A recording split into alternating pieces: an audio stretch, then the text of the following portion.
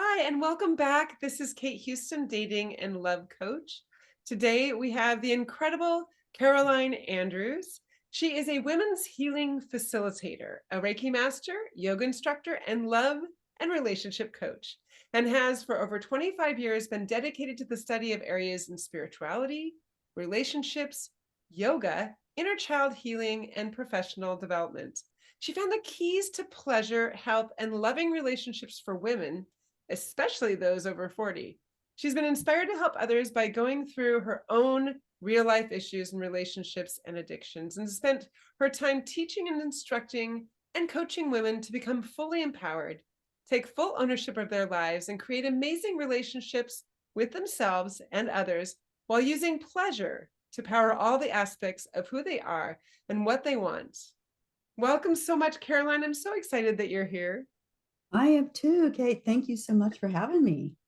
I love that we have this interplay that where you share that that there's this connection with pleasure and health. We're talking the emotional health. We know that there can be obviously some the pleasure and health physical when we're enjoying and getting the chemical response of yummy dopamine and oxytocin. But can you speak to how that taps into supporting our emotional health and well-being? Yeah, so pleasure is one of those things that women tend to forget that we were born to experience great pleasure. And I'm not talking just about sexual, I'm talking about all of our senses of taste, touch, smell. And we get so busy taking care of our families that we tend to put it on the back burner. And that's when women really start to get burnt out.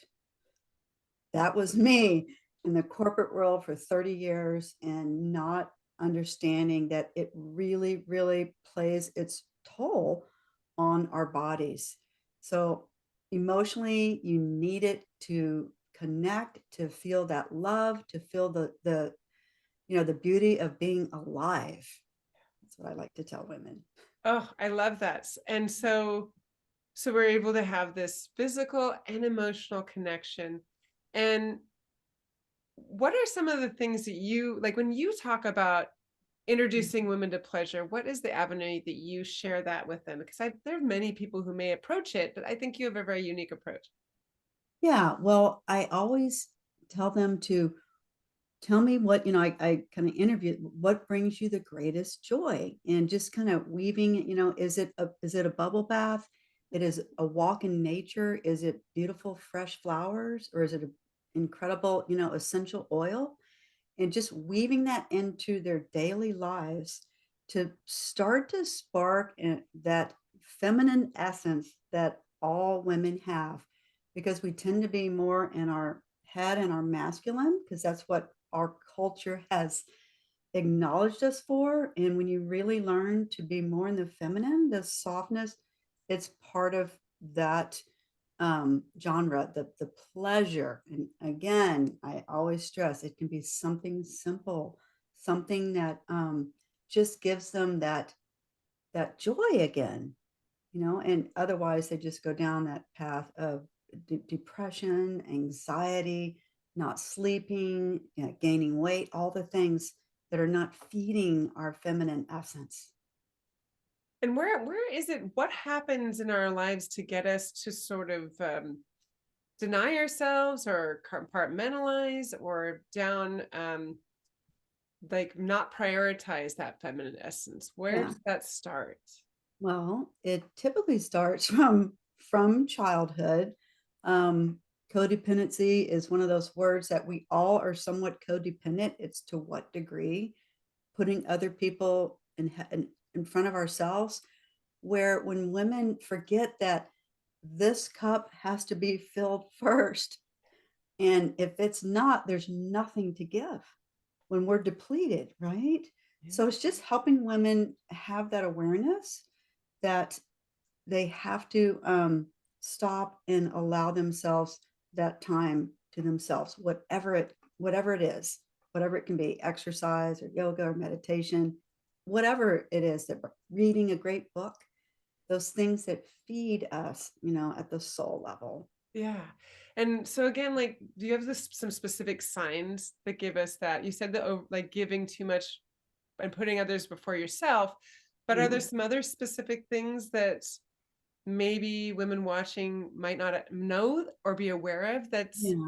Yeah. maybe the codependent behavior that they might think, well, maybe I should be that way, or I always thought that was okay. Yeah, and it's probably because what was taught from their parents or whoever raised them, because all of that programming is in our brain. From 0 to 7 is when all of the programming is done, and whatever you've experienced, that's your reality until you get to be an adult and it's not working for you. So I really help women go and men deeper into understanding the roots of where they came from. And then the light bulb kind of goes off like, oh, yeah, I remember my mother saying that. And now I'm saying that, and that isn't who I want to be or do. So literally unprogramming all those limiting beliefs. That's really what it is. That they're not Right.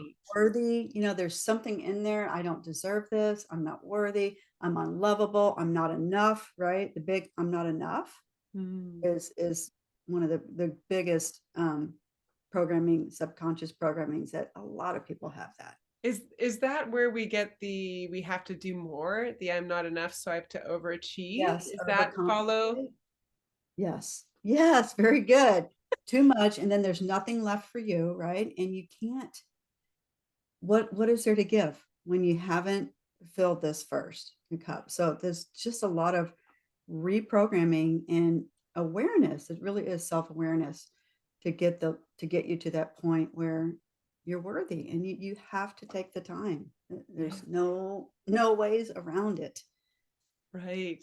Yeah. Right. Oh, it's so good that like because there's so many women that can are have like I said before, is that there's a gift to where they've learned these skills to achieve and that Mhm. they've succeeded at a lot, but they're finally getting to a point where more success and more with more time and more projects is just it's just, eating away at them.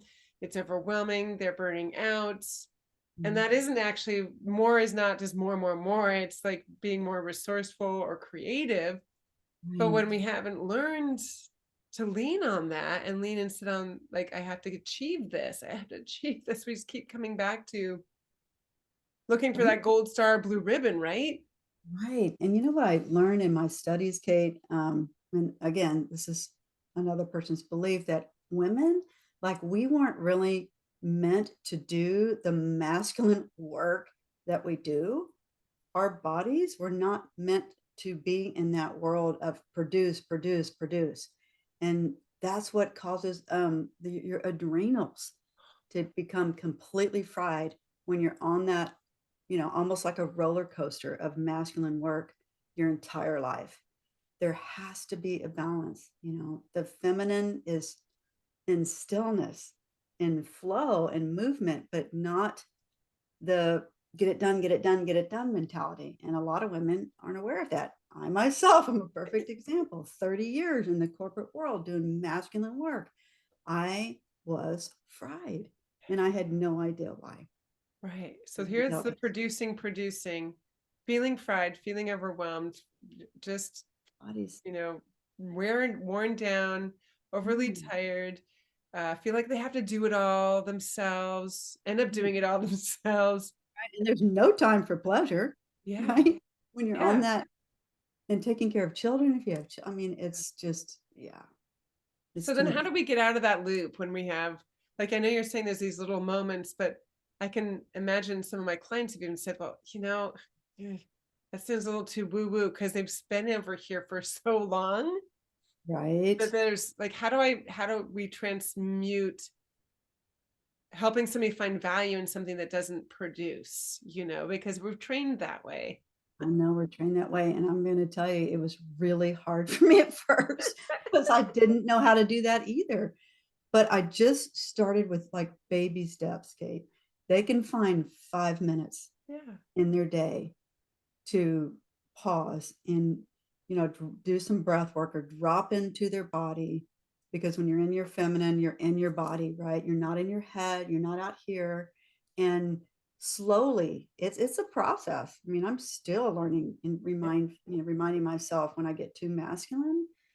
What I feel it now. I know my body does not like it, and I have to come back to breathing and feeling that flow of life force energy healing me. And so it's kind of like a blind faith. That's how it was for me. I had to start small and do little things that I knew would bring me joy. 5 minutes a day, whatever it is. And slowly they will start to shift and feel a difference. But you first have to be aware. If you're not aware, you don't even know this, Yeah. So you yeah, know? absolutely. And Yeah. so if you're out there and you're listening, you're watching, and you're feeling overtired, overwhelmed, Mhm. finding these little slivers is so critical to rejuvenate. And it's worth trying, even if you're not sure about it. It's worth, Yes. because if you haven't been in a practice like that for a long time or been out of that connection, and it's it feels alien, absolutely, Mhm. until there's like just any practice, just like yoga, everything is a little stretchier and more sore and uncomfortable, and Mhm. all the monkey mind. But as you get into that kind of practice of presence, being in with yourself, being connected in with those little things, it'll become easier, and you will Ex find balance. And there are other tools, so as you were experiencing, like you said, the codependence, and how do we Mhm. stop that over giving when all I know is to give? And maybe I Right. love giving, and so, like, I don't understand, like, I don't want to give up giving. That's really part of who I am. I love it. Where does that get out of balance, do you feel? Yeah, well, it gets out of balance when, again, you feel completely depleted, and the flow isn't coming back to you, Mm, right? It should be a flow, right? It should be give and take, um, back and forth like a perfect eight, figure eight. And I know so many women are burnt out, they're anxious, they're depressed, they're fearful, um, and they don't know why. They have no idea why. And it's that point where that I mean, and that's usually when you're ready to seek help, when you're almost down the drain, so to speak. And especially with codependency, I'm a recovering codependent. My whole you know, first marriage was based on how much can I give? What can I do for this person? And then the children come along to where I didn't know even how to ask for what I need. I didn't even know what I needed yes. first. And secondly, I didn't know how to ask for what I needed because I didn't think I had the right. I didn't believe that that was even something that I should receive because it was not modeled for me in my Oh, family. So helping, people see where those codependent tendencies tend to be and start to balance them out uh-huh. and then learn what good communication skills so that they can ask for what they need in a Yes, I love very feminine way. And I believe there's probably a connection, right, between those kind of behaviors, the overgiving and those actions, Hmm. to what we learned when we were younger, right? When we have those, we get those, that's where we begin those behaviors. Is sometimes it's some when we're younger, a kid, or maybe Yes. an experience we had, or we just decided we created the meaning of something to make sense of a nonsensical world we were growing up in. Yeah, exactly. And And we're until you trying, at that point, it's almost like we're trying to manage ourselves as children when we're just children. But now we have another opportunity. There's a different way to approach caring for your inner child.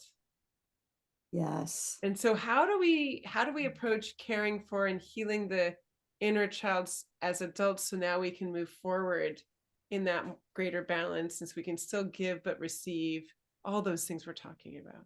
Yeah, thank you. And that's such an important part. And I know that word sometimes triggers people, inner child. So you can use your soul, you can use different words that feel more genuine for you. But it really starts with taking the time to listen because she's in there.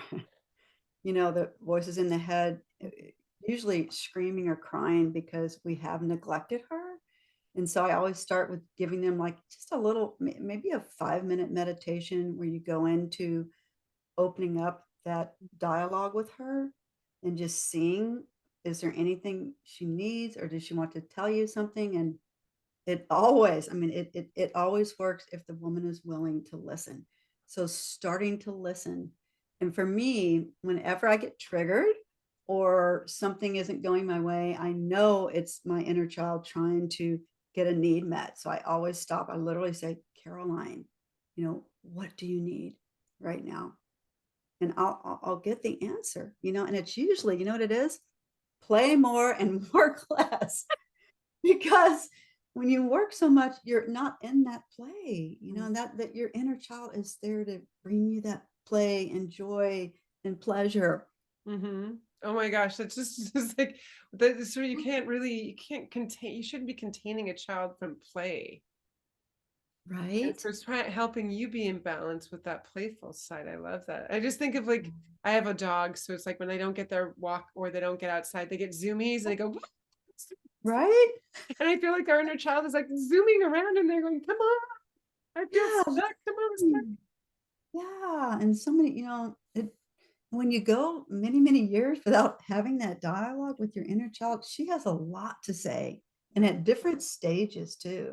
Yeah, I can almost tell when it's the teenage one versus the little girl one yeah. based on what voice is coming through, What right? kind of things do you find with the ladies that you work with? So you have play, that was part of what you see come up. What are some other things that you think are maybe the inner child, what their needs are that they're not Yeah. having met? Kate, a lot of times, again, based on their upbringing, there's forgiveness that needs to happen, especially with mom and dad or whoever our original caretakers were. And it's not, you're not denying the inner child because there can be valid anger, right? With the parents, especially if there was abuse or addiction or whatever, if it was a severely traumatized child.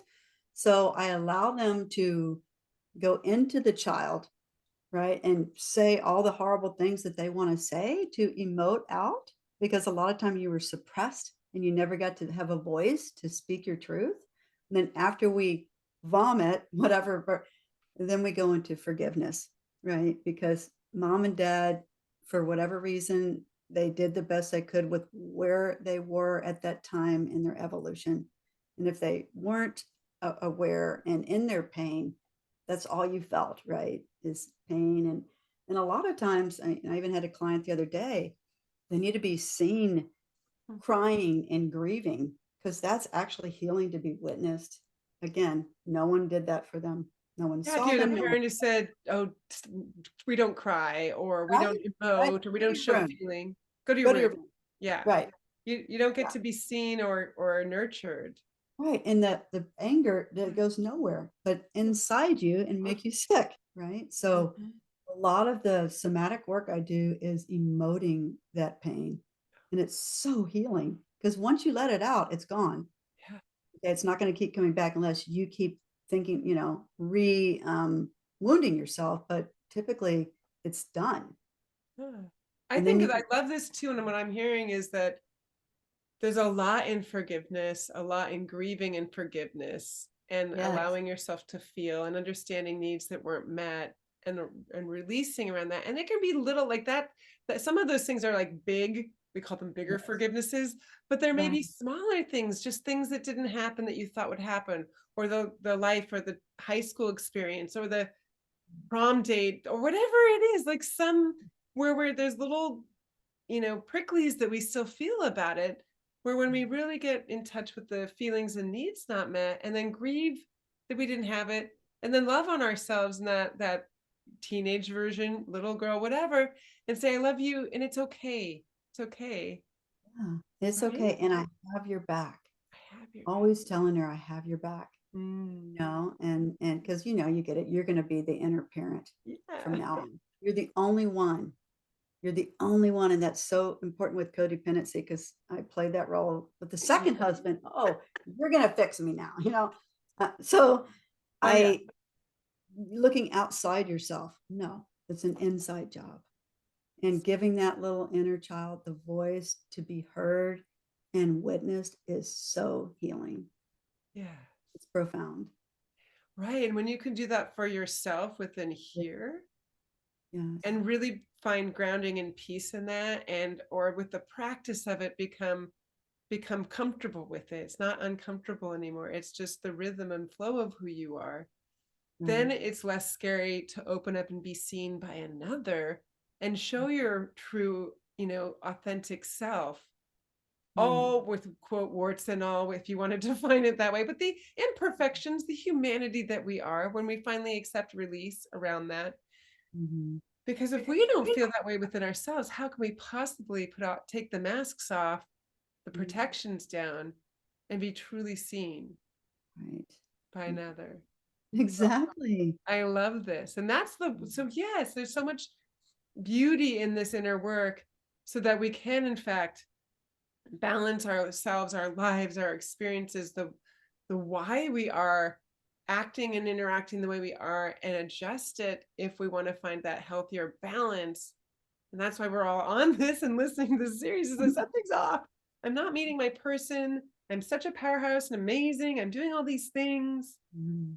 But and it doesn't mean there has to be, years of backlog work to do. And I think that's the fear. I know that yeah. No, no, no, you don't have to right? And you're There right. could be just like a small number of things that are rooted deep that you just get to go, oh, Yeah. You know what else, Kate, is, yes, um, and I'm just talking about heterosexual yes, relationships right now. mhm, When women are too much in their masculine, they repel a masculine man. yeah, yeah, So learning how to be to more dropping into their feminine, they're gonna move towards you, right? It's all about energy yeah, and magnetism. yeah, And some of those women that are so freaking powerful and successful, they're in their men they're in their masculine. I mean, I had to literally learn how to do that yeah, every yeah, day, coming home yeah. from work and dropping into my feminine and not, telling everyone what to do and where to go because that's what the masculine is supposed to do, right? So that's I- another thing that was a huge eye-opening awareness for me as I was healing myself. And that doesn't mean passive. That doesn't mean not Oh, equal partner. It no, means complementary. Your piece. exactly. You're walking and in the dance together, right? In partnership. Yes, because men, they want to give to us. It's by in their nature, they want to give and support us Yeah, 100%. yeah. You just have Oh, to be in that allowing state to receive. yeah. Allow and receive. So Yeah. important. I love this. So good. Mhm. I just know you have a great gift for everyone. I'm really excited for you to share this. Thank you. Yeah. So my gift is how to write a love letter. And you can write this love letter to yourself. You can write this Oh, love letter to your future partner, or you can write the love letter if you're in a partnership. So it's just a really fun thing to do. And that's just going to get you into that giving and receiving, magnetism, receptivity that is so mhm. juicy. So I hope that you enjoy that. Oh, that'll be so good. The link is right below here. Go ahead and Okay. grab that and walk through that. That might be even one of those experiences, those little windows into stepping into your feminine energy and giving back to yourself, finding a little Yeah. time in the morning or before bed so that you're in that energy. Yeah. I love it. Thank you so much, Caroline, for joining us and sharing your wisdom, your heart, and opening up and sharing your story so that women who can see themselves in you and see how far you've come and how you can support can say that's possible for me too. And I hope that everybody watching has had an aha or a wow, I can see how that might help and move the dial forward for you in one way or another. Mm. Thank you. It's been a pleasure being with you, Kate.